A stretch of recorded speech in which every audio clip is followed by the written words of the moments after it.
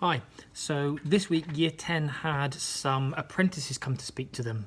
They had someone who was working in the field of education, someone who was in business and administration, and someone who was in construction. And they talked about their experiences of an apprenticeship and how it's helped them and led them to where they are now. The main messages that came out of this were, number one, that you don't have to be sure. You can sign up for something. You don't have to be convicted of the idea that you want to be an electrician or that you want to be an accountant or whatever it is.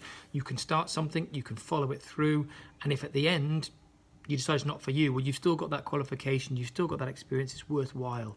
So you don't have to be certain to embark on this. The second key message was to consider big companies. Starbucks offer lots of apprenticeships, none of them in making coffee. Starbucks have an accounting branch, they have a marketing branch, they have all sorts of options that don't involve what you might consider their core business. So consider and look at big companies. They offer great packages and lots of options. Another bit of advice they offer was about being proactive, and this is a key area for us. I talked to you before, I think, about the apprenticeship website, apprenticeships.gov. It's updated weekly or daily, I think, but you need to check it every day. You need to be consistent in looking to see if new adverts have come up. And you need to be checking on social media. We need to be checking in the local press. They can contact people directly and just send a blanket email out to lots of companies asking for an apprenticeship. But the thing to remember is they're not like applying to college courses where I've got to be in by this date, it'll be done by May, they've got lots of spaces. This is like looking for a job.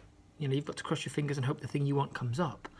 Because of that, you have to be vigilant and consistent in looking, but you also have to have a backup, because you may not find what you want, or it may be that you do find what you want, but there's huge competition, you don't get it. Or it may be that your dad's mate sets you up and you've got a great apprenticeship lined up, and then a week before he lets you down. It happens every year. You need a backup. You need to have a plan of what you're going to do next. And finally, another tip they offered was the importance of experience. And they were saying, look, volunteer. Get hold of an accounting firm if you want to be an accountant. Say, look, can I shadow someone in your company for a day? If you want to work in sport, if you want to work in construction, whatever it is, get hold of someone and say, look, I'm really interested. Could I get a little bit of experience, even if it's just a day? This will look great. It will set you apart. Apprenticeships are competitive now, and you need things that will set you apart. Hopefully that was of use, and I will update you again next week.